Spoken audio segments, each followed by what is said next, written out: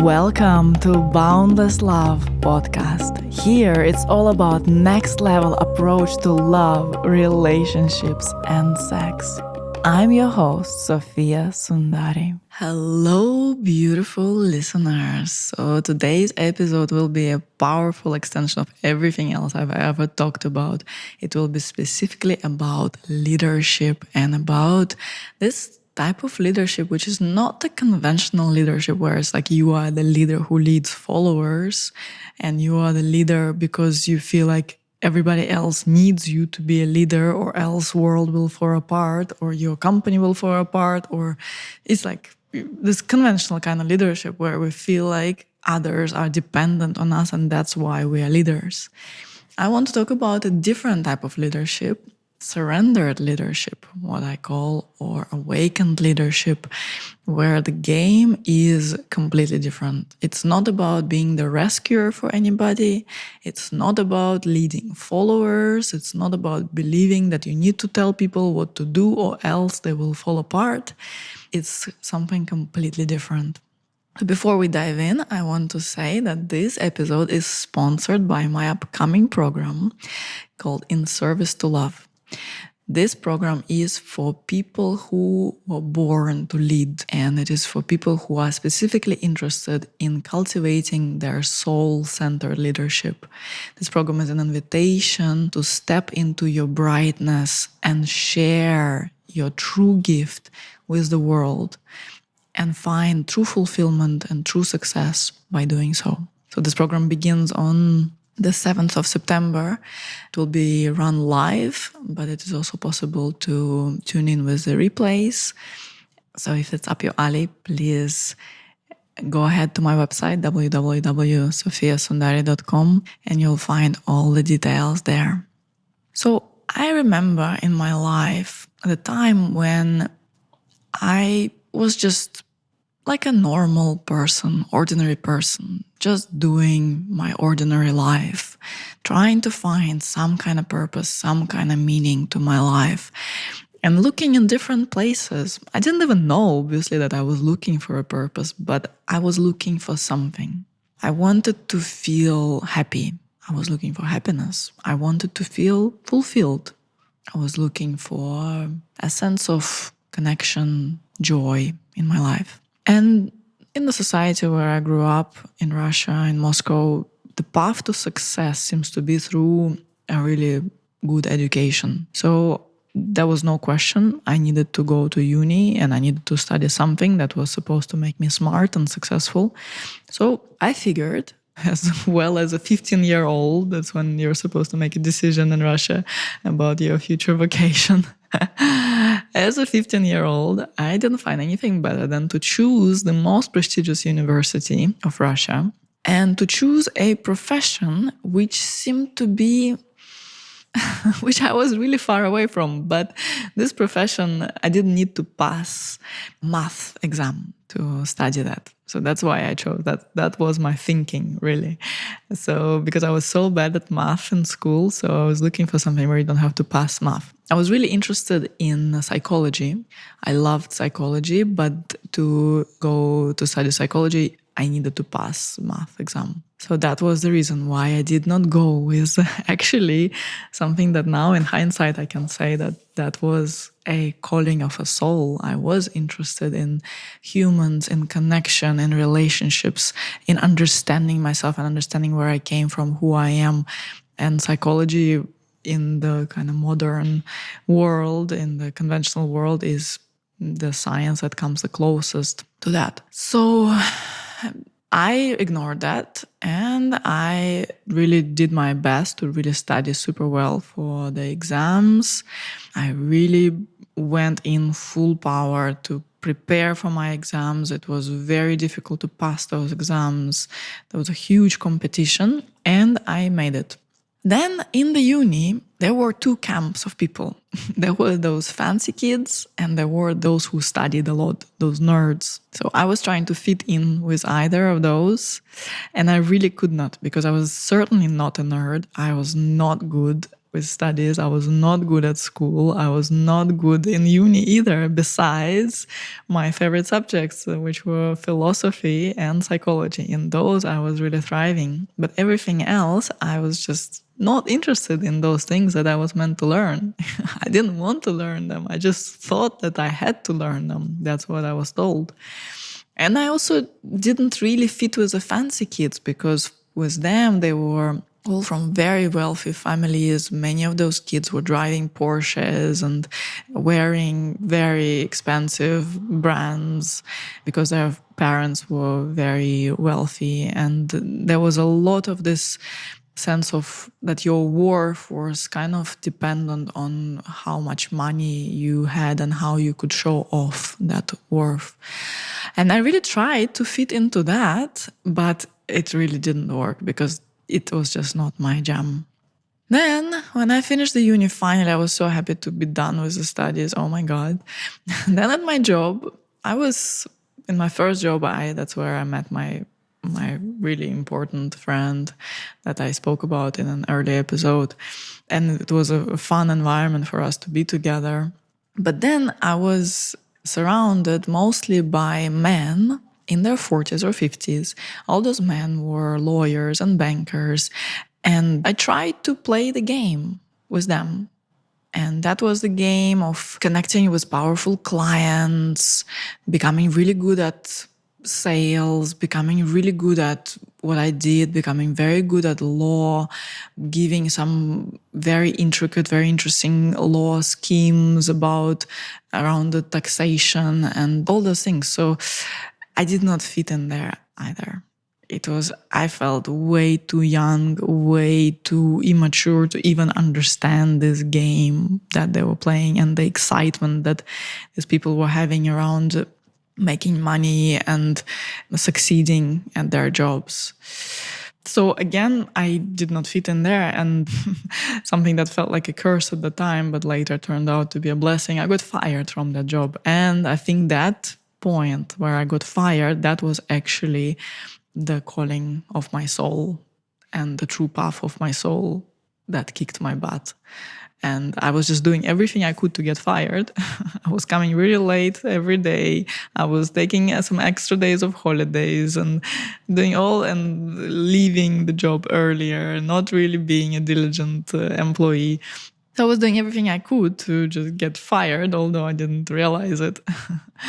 So then life pivoted and I ended up on the beach in Goa, in India. And I felt so free for the first time in my life. I thought maybe that was my life, to just be so carefree, so free, and just hang out with hippies on the beach and sing to guitar and discover myself as a yogi and dedicate my life to waking up at sunrise, going for a swim, doing some yoga practice, and having this really chill, really calm way of living. But then I got bored pretty quickly. Later, I ended up in a yoga school, and I considered really to dedicate my life to meditation and to finding the state of enlightenment and being in prolonged meditation retreats, because that seemed to be the way to enlightenment. And I was really deeply moved by yoga, all the principles of yoga. But still, the kind of like the normal way of a yogi would be just to be a yogi and dedicate the life to yoga and to self-inquiry. And I really deeply considered that maybe that's my way. And to find a way to make a little bit of money here and there and sustain my life, I thought maybe that was it. I really stayed in that inquiry for a while. In the meantime, I also got married. And there was also a part of me that actually really just wanted to be a wife and to have a family and to feel that I'm taken care of by my husband, that I don't need to worry about making my living, and that, I thought that maybe that was my way to fulfillment. So in that relationship, we did not manage to have children. It was not possible for the man I was with. And that basically meant that I was not going to have children in that relationship. And then I thought a bit deeper and I looked again at my life and okay, but do I really want to have children, or was it just an idea? And I realized that it was, an idea. It was an idea because also as a Russian woman, if you don't have children by the age of 25, you're considered to be kind of second class, kind of not so successful. It means something is really wrong about you and you're doing something really wrong. But then I looked at those beliefs and I saw that they were not mine. So all along in all that search, what was actually going on a bit deeper than the surface, deeper than all that search, deeper than the seek for happiness, for fulfillment, what was going on is that I was pretty much on the verge of depression all the time. Sometimes I would dissociate and numb myself, like in the time of my uni, and I would go party with my friends and try to fit in with those fancy kids and just forget about how I felt inside. Then I would connect with a bit more creative people and finally feel a bit more at home with them.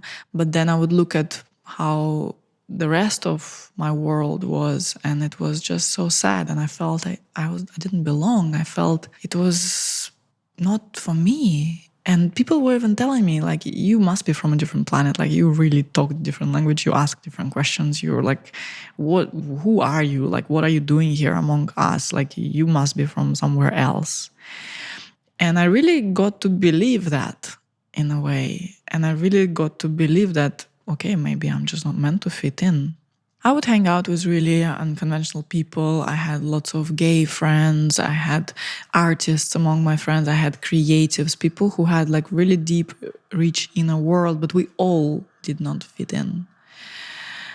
And I kept on doubting myself all along the way. With every decision, with every choice, I kept on doubting. I kept on hesitating. It would take me forever to make decisions, just about all things in life. Like everything was in a question. But then one day something changed dramatically. It changed progressively, really, and I can see that all my life was preparing me for that.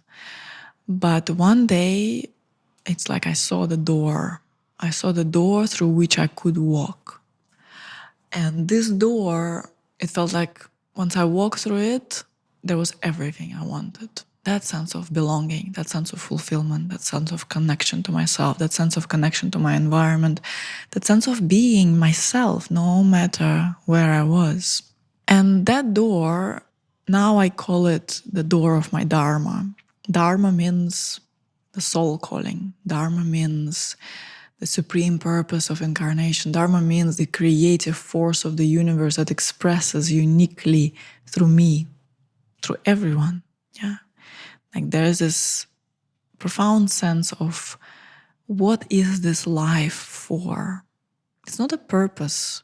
Purpose would be a really limiting way to see this, but it's something much more profound. It's something that is that song of my incarnation, song of your incarnation, your Dharma. So once this door opened, what happened was incredible, because how that happened was that first of all, there was a moment when I really tasted my limitlessness. I tasted that I could really be free.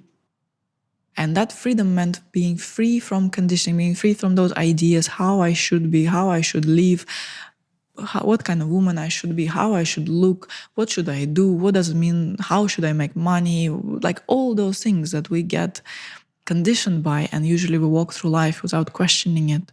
There was this point when and it was a result of my practice, my meditations, being with incredible teachers.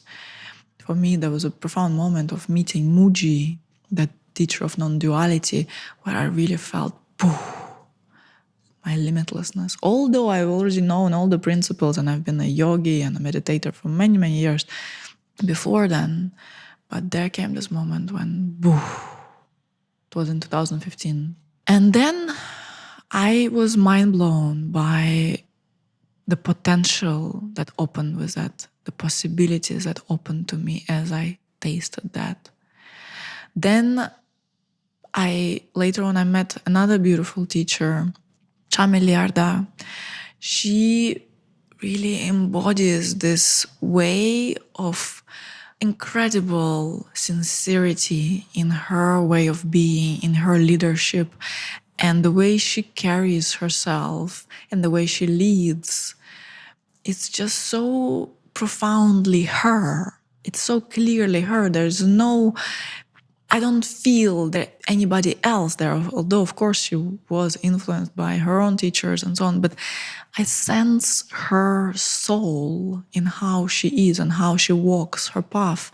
And when I met her, that also really created a massive pivot inside of me. It's like I saw an example of what I was yearning for, but I never had anybody to receive this transmission just by being with them. Because everybody around me, although there were lots of teachers and yogis and so on, everybody seemed to have an established position which they've created for themselves, but it was not that I really felt that this person is really singing the song of their soul. And that's what I really received. And from that point on, life took on a whole new meaning. And for the first time ever in my whole entire life, I understood what it is to be fulfilled. And then all the teachings started to make sense. Everything I've learned from my most influential teacher of my life, Samuel, everything I learned from him, everything I knew about yoga, anything I knew about nature of reality, everything took on a different meaning because I knew that I have that background of knowledge, the background of experience, but now I get to really live it. So alignment with my Dharma pulled me out of this hole of confusion and depression and seeking, trying to become somebody. And it seemed that it was just an ordinary life with ordinary confusion, maybe a bit different than for most people because I was interested in yoga and spiritual development. So it is quite a different path than most people choose. And I wanted to find myself. There was this ache to find myself. But I know that I am here not for the ordinary. I am here for the extraordinary. I'm here to walk the path that was never walked before me because I'm here to walk my path. And this is an extraordinary choice. And I believe that people who are connected to my work, people who are even listening to this podcast, even if you just ended up here somehow spontaneously and it just popped out in your life, I believe that if you are resonating with these words, it is very likely that you are also here for something extraordinary, for something unconventional, for something that is unheard of, for something that is new, that is uniquely you. And tapping into your Dharma, aligning with your Dharma will be the way to really unlock this deep wisdom that your soul came here with. Every person has a gift. Every person was incarnated with a gift. And it is our responsibility, it is our duty to let that gift unfold and be expressed so that it reaches the world around us, so that it reaches the people who are around us. Imagine waking up in the morning and being filled with joy for the day ahead because you know your life is dedicated to something that is profoundly important to you, to something that has such a deep meaning to you, that something that is the song of your soul, something that is like your most intimate expression. It is your most intimate connection, and then you are expressing it through your every breath, through your every heartbeat. And you feel honored to walk this path, and you know how much inner work it took for you to come to this path and to serve. And to serve not just your customers, not just helping others, not just being a good person, but you serve something that is breathing you in this moment. How would that feel to know that you are aligned with the source of existence and every action you do, every word you say is here in service of that? How would that feel to feel that you are supported with every such step and that you are moved and you are carried by grace? because there is so much support for each of us who chooses to walk this true path of our souls. There's so much incredible support from invisible and visible realms. It's incredible how life turns around when we truly align with the path of our souls. There's just blessings and grace and incredible support that comes from all directions. I believe that there is no better use of this life than to show up for the supreme calling of your incarnation and to serve love with all of you. So this path is available to you. This is your path. This is your true path. It's meant to feel graceful. It's meant to feel harmonious. It's meant to feel expansive. It's meant to feel like you. Sometimes it will be difficult. It's normal. But even those difficulties, you get to recognize them as they are supporting you in serving that which you came here to serve. And even those difficulties, they will become a part of your gift, a part of your medicine. So this path is available for you. And I am so thrilled to be able to support those leaders who are rising into their true path and who are choosing to give their true gift, not try to replicate that something that was created already and someone else's model of expressing themselves, someone else's business, someone else's way of being, but to find your own unique way. Because this happened to me, because I know how tremendous that was for my life, and that was the only thing that gave me fulfillment. Relationships, the most beautiful friendships, the most beautiful love, the most beautiful sexuality, all of that is so profound and so important for our lives. However, nothing will give us true fulfillment as long as we are not aligned with the true path of our souls, as long as we are not aligned with our Dharma. So if you feel that you would like to have support on this path, if you would like to have me hold space for you as you are birthing the true you into existence and finding a way to really articulate this vision that is so incredibly important for you, that is so deep in your heart, that is so deep in your soul, and you want to give your gift, then I would be really happy to support you with that in my container, which is the training that's called In Service to Love. I've created this training, In Service to Love, and I want to empower leaders who are ready to serve love and who want to come to the next level of their leadership. In this container of this course, there will be space for growth, evolution, development, revelation, and manifestation. And through this work, you will be able to manifest your best life, to manifest a life that's beyond your dreams, because really we cannot imagine how beautiful life really is meant to be as long as we are not fully 2 feet in on this path of our true Dharma. So you may need to leap, and our Dharma, our true path of our soul calling requires us to leap, to jump without the parachute, to jump without the safety net. And this course, In Service to Love, might be that kind of jump for you. So if you are resonating with that, I would love for you to join us. Feel free to check out the details. They're all on my website, www.sofiasundari.com. So thank you so much for tuning in. So if this episode really landed deep for you, if you really felt there was a gem for you, please let me know. Please send me an email or find me on social media, send me a message. I would love to know what you have discovered by tuning in today. Thank you so much for listening.